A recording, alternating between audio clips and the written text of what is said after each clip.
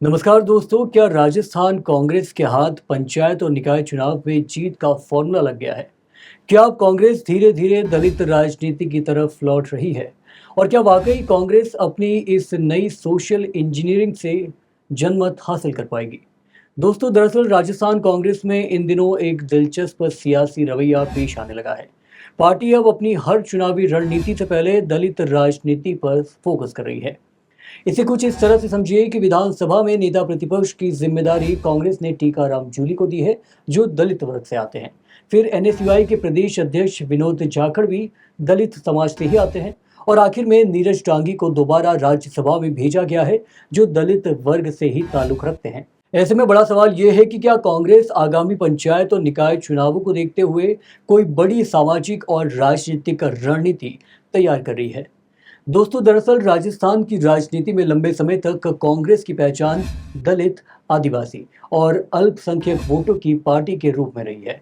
लेकिन पिछले एक दशक में दलित वोटों में सेंध लगाने की कोशिश भाजपा और कई स्थानीय पार्टियों ने भी तेजी से की है।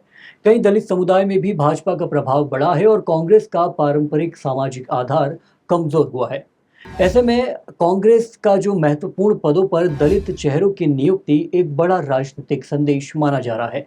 राज्यसभा के लिए नीरज डांगी का चयन हो या विधानसभा में नेता प्रतिपक्ष के रूप में टीकाराम जूली की भूमिका, कांग्रेस ये संदेश देने की कोशिश करती दिख रही है कि दलित नेतृत्व सिर्फ प्रतीकात्मक नहीं बल्कि निर्णय लेने वाली भूमिका में भी है।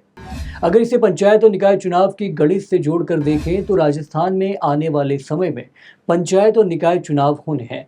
ये चुनाव विधानसभा और लोकसभा चुनाव से अलग होते हैं, क्योंकि यहाँ जातीय समीकरण और स्थानीय सामाजिक नेतृत्व सबसे बड़ी भूमिका निभाते हैं। ग्रामीण राजस्थान में अनुसूचित जाति समुदाय का बड़ा प्रभाव है। कई पंचायत समितियां, जिला परिषदों और नगर निकाय में दलित मतदाता निर्णायक स्थिति में रहते हैं।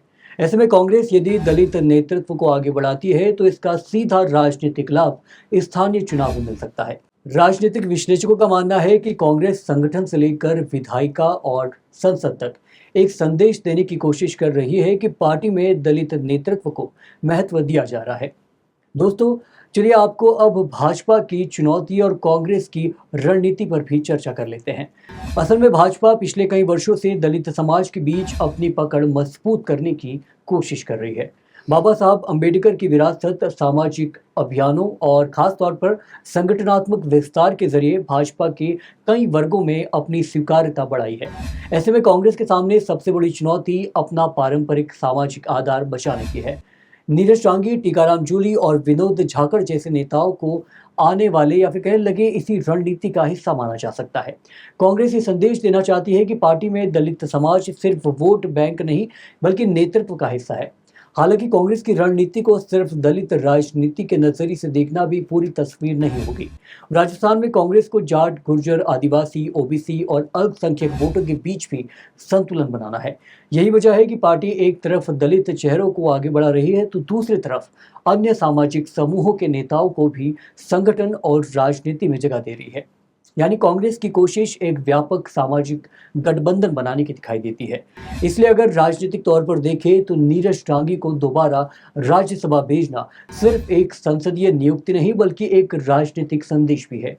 ये संदेश संगठन, कार्यकर्ता और वोटर्स तीनों के लिए है। कांग्रेस ये दिखाना चाहती है कि आने वाले वर्षों में उसकी राजनीतिक, सामाजिक न्याय, प्रतिनिधित्व और सामाजिक संतुलन के मुद्दों पर केंद्रित रहेगी। अगर पंचायत और निकाय चुनाव में इसका सकारात्मक असर दिखाई देता है तो ये रणनीति 2028 के विधानसभा चुनावों की तैयारी का आधार भी बन सकती है। अगर आप इस वीडियो से सहमत हैं तो वीडियो को ज़्यादा से ज़्यादा लाइक करें, चैनल को सब्सक्राइब करें। बहुत बहुत शुक्रिया।